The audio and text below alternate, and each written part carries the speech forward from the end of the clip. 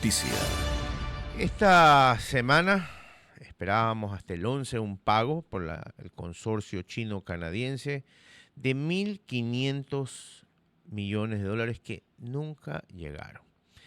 Para hablar del tema, tenemos ya en el contacto al economista Alberto Acosta Burneo, consultor en evaluación de impacto de políticas públicas y editor de la publicación de Economía Análisis Semanal y columnista de revista Vistazo. Economista, buenos días y gracias por estar en Así Amaneció. Muy buenos días, siempre es un gusto estar con ustedes. Economista, ¿qué implicaciones económicas al final del día? Porque ya hablar sobre lo que se pudo hacer, ya llorar sobre la leche derramada no lo vamos a hacer. Pero ¿qué implicaciones económicas inmediatas tiene para Ecuador la caída de esta concesión del Campo Sacha? Bueno, es otra mancha más al tigre. Aquí se ven algunas de las peores perversiones de la política ecuatoriana, como un grupo como es el correísmo, que dice tiene posibilidad de llegar a Carondelet, dice, si es que esto se llega a firmar, cuando nosotros lleguemos al poder, lo vamos a deshacer todo. Es decir, la República Bananera en su máximo esplendor. No importa la legalidad, no importa que se haga conforme a lo que establece la ley, lo que interesa es qué es lo que quiere el gobernante de turno. Ese es el eterno borra y va de cada gobierno. Cada gobierno quiere refundar el país. Todo lo que hizo el anterior estuvo mal y todo hay que borrarlo. Entonces, al final del día, eso explica claramente por qué en el país no se pone 10 centavos. No estoy hablando de 1.500 millones de dólares. Era evidente que esos 1.500 millones de dólares no iban a llegar previo a las elecciones. Con esa amenaza, ¿quién iba a poner 10 centavos? No estamos hablando, no hablemos de los 1.500 millones, porque ya tenían una amenaza fatal del correísmo diciendo esto lo vamos a deshacer totalmente. Entonces, es un precedente, bueno, que ya no es nuevo, esa es la realidad del Ecuador, es la realidad del subdesarrollo del Ecuador, en donde la legalidad es secundaria. Lo prioritario es los antojos del gobernante de turno. Bueno, y ni siquiera de turno, hay un 50-50 que podría ser el nuevo gobernante, pero no es el de turno. Lo malo es que a este gobierno que necesitaba el dinero, no lo obtuvo. Por eso le preguntaba, ¿qué implicaciones económicas tiene para el país inmediatas? Bueno, podemos ver las implicaciones inmediatas. Las implicaciones que yo mencioné hace un momento son las más grandes, económicas precisamente, porque el mensaje que se dio nuevamente a los inversionistas, una vez más, ratificamos, el Ecuador no es un país para invertir, porque las leyes no rigen, no hay el imperio de la ley, todo depende de los designios de quien esté en el poder. Entonces este mensaje tiene un costo económico gigantesco, porque estamos nuevamente dando ese mensaje a la comunidad internacional de lo poco atractivos que somos para invertir, de lo altamente riesgosos. Ahora, si vemos de una visión de corto plazo, pensemos para este año el gobierno necesitaba esos 1.500 millones de dólares, sí los necesitaba, porque en el presupuesto está contemplado que se coloque bonos en el mercado de capitales por 1.500 millones. Pero nuevamente, la posibilidad de que regrese el correísmo al poder hace que los mercados estén asustados. El riesgo país se ha disparado por las nubes, sobre 1.500 puntos. A pesar de que ya estuvo hace algunas semanas antes de las elecciones, llegó a caer a 900 puntos. Estábamos cerca de poder regresar al mercado de capitales, pero las cosas cambiaron con el resultado electoral y entonces el riesgo país está muy elevado y no hay cómo acceder a ese financiamiento. Sin ese financiamiento y ahora sin el financiamiento que se obtenía por la concesión de Campo Sacha, el presupuesto estatal va a tener un hueco de 1.500 millones de dólares que probablemente tenga que ser financiado con más atrasos, porque la opción de reducir gasto tampoco es posible. El gobierno, de hecho, está haciendo lo contrario, está tratando de elevar el gasto para ver si así la gente le da más respaldo y tiene mejor resultado electoral. Pero la realidad es que no hay los recursos y que los atrasos van a seguir siendo la variable para poder cuadrar las cuentas fiscales. Economista Costa, Alfonso Royero le saluda, muy buenos días. Alberto, este no es el primer revés en el sector petrolero, esta no es la primera ocasión que sucede esto. ¿No creemos que falta realmente una estrategia real para el sector, pero también lo que refiere a la licitación? Hay dos mundos y siempre hay un mismo problema, la ineficiencia y probablemente la falta de claridad.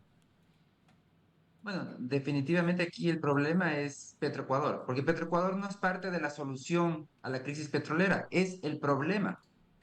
Petroecuador es un monopolio estatal que tiene insuficiente inversión, tiene poca tecnología, nula transparencia. No podemos olvidar que desde 2019 el FMI exige que se auditen los balances de Petroecuador. pero hasta ahora ningún presidente, desde 2019, ya han pasado ya tres, ninguno ha tenido el poder para exigirle que rinda cuentas. Es una empresa que no tiene que rendir cuentas a nadie, es la empresa más grande del país y por eso se cree que no puede rendir cuentas a nadie.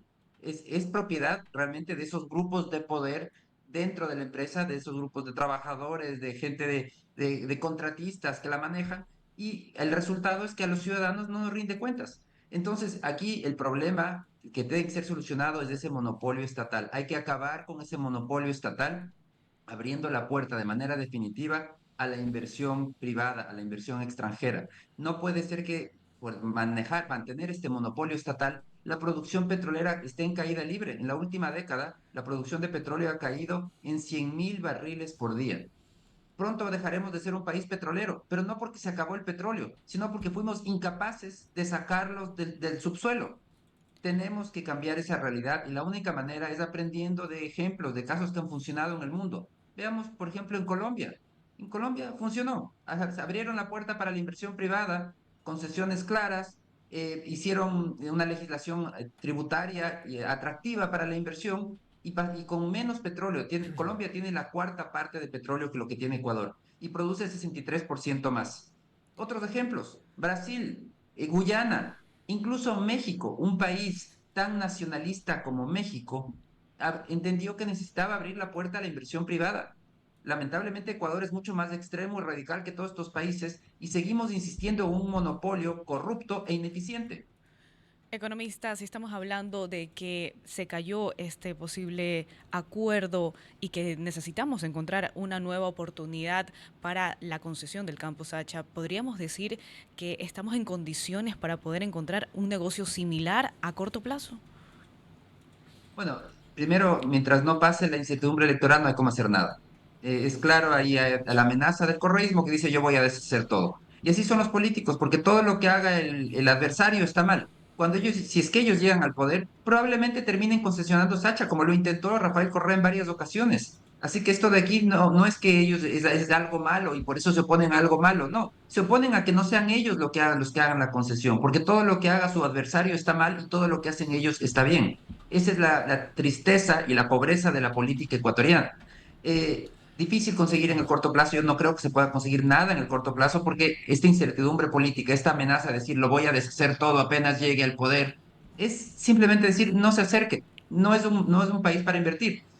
A futuro, cuando, dependiendo de los resultados electorales, ya con un gobierno con 4 años por delante, probablemente se pueda conseguir algo. No es que los inversionistas estén desesperados por venir al Ecuador, precisamente por eso, por la ausencia de imperio de la ley, por el cambio constante de leyes y de las normativas, por esta también ausencia de una política de largo plazo de la que hablaba Alfonso, el tener una política petrolera que vaya más allá de los gobiernos, una política, yo creo que la única política nacional que tiene el país en este momento es la apertura comercial, e incluso esa está en riesgo con el correísmo, pero esa es la única que ha durado varios gobiernos. Bueno, tenemos que llegar a un consenso de ese tipo para que en la práctica, gobierno tras gobierno siga abriendo la puerta a la inversión privada en petróleo y podamos sacar adelante este sector, porque el futuro del Ecuador es el petróleo y la minería. Eso hay que estar muy claros. No son el pasado, son el futuro.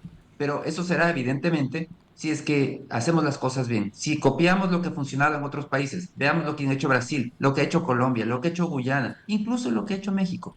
Todos esos países han logrado vía capital privado elevar las rentas que recibe el Estado y de esa manera generar ingresos que tanto necesita para poder invertir. Alberto, usted dijo que esto afecta a la imagen internacional del Ecuador.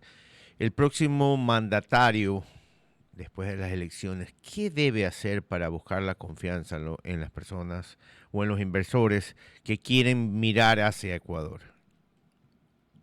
Bueno, en materia petrolera es necesario tener una claridad en las políticas que hay que aplicar, hacer procesos licitatorios transparentes para evitar cualquier cuestionamiento, tener hacer reformas además normativas y legales para poder facilitar ese acceso de la inversión privada al mercado petrolero.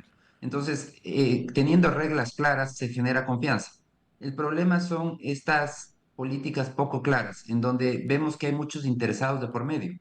Desde Petroecuador, la visión estatista, solo que el Estado maneje, que cualquier cosa que no sea el Estado es inconveniente, entonces prefieren que el petróleo siga en caída libre, pero que el Estado sea el que maneja los recursos. Desde otras empresas o otros actores privados, cuando alguno gana, todos dicen, no, está mal. O desde los políticos que siempre están cuestionando todo lo que se hace. Si lo que hace el adversario está mal. Entonces, lo que se necesita definitivamente es trabajar en esa política petrolera clara, con una normativa también clara, unas leyes claras para tener claridad del enfoque. Y el enfoque tiene que ser acabar con el monopolio estatal, abrir la puerta a la inversión privada. Y ojo, cuando digo acabar con el monopolio estatal, no significa que el Estado deba privatizar un alfiler. No hay que vender nada. Una concesión no es una privatización. El Estado sigue siendo el dueño de los activos. Lo que se necesita simplemente es entender que necesitamos inversión privada a través de los mecanismos que la ley lo permite para poder sacar adelante el sector petrolero y que la producción petrolera vuelva a subir de manera importante, porque tenemos reservas interesantes, tenemos que elevar nuestras reservas, invertir más en exploración y de esa manera poder hacer que el futuro petrolero del Ecuador sea muchísimo mejor. No, no podemos contentarnos con esta caída libre en la producción petrolera y con eventualmente dejar de ser petroleros porque no pudimos sacar el petróleo del subsuelo, porque se nos quedó el petróleo en el subsuelo. Eso es simplemente inaceptable. Alberto, queremos agradecerle mucho por su participación el día de hoy, muy claro en su exposición, y esperamos tenerlo prontamente otra vez con nosotros. Muchísimas gracias, siempre es un gusto. Ok, era el economista Alberto Acosta Burneo, consultor, hablando sobre lo que pasó en la concesión del campo Sacha, que afecta no solamente en lo económico, Alfonso y Priscila, sino que también habla él de una afectación de imagen, puesto que los inversores internacionales se preocupan cuando ven estas cosas como lo que está pasando en Ecuador. Totalmente.